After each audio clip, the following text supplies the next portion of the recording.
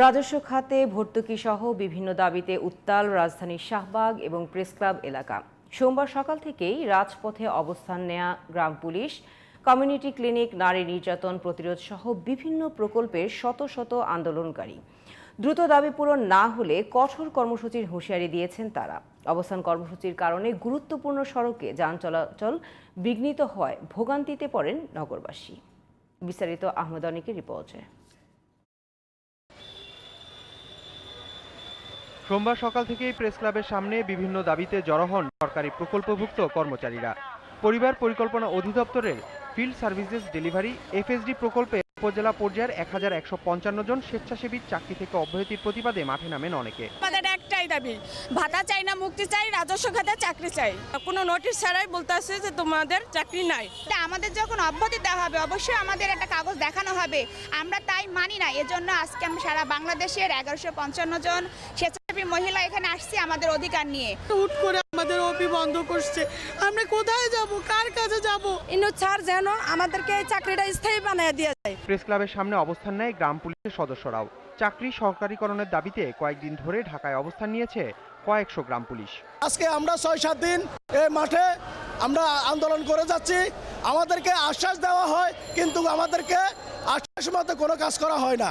তো আমাদেরকে এভাবে এর উপরে বঞ্চিত করা হচ্ছে আমাদের সুযোগ সুবিধা থেকে। তো আমাদের দাবি একটাই, জাতীয়করণ। রাজস্ব খাতে স্থানান্তরের দাবিতে প্রেস ক্লাবের সামনে মানববন্ধন করেছেন নারী নির্যাতন প্রতিরোধ প্রকল্প মাল্টি সেক্টরাল প্রোগ্রামের কর্মকর্তা কর্মচারীরা।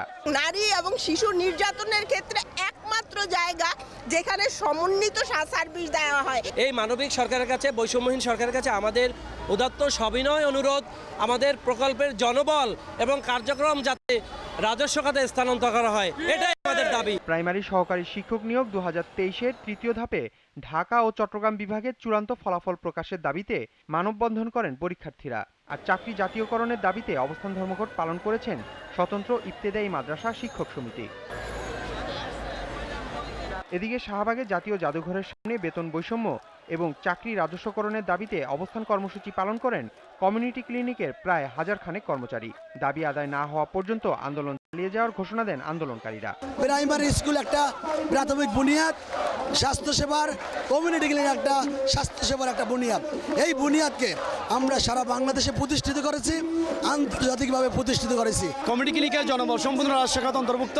আমাদের গ্রেড 14 থেকে 12তম উন্নীতকরণ 2011 সাল থেকে আমাদের চাকরির শুরু থেকে সম্পূর্ণ ইনক্রিমেন্ট সহ প্রদান করতে হবে।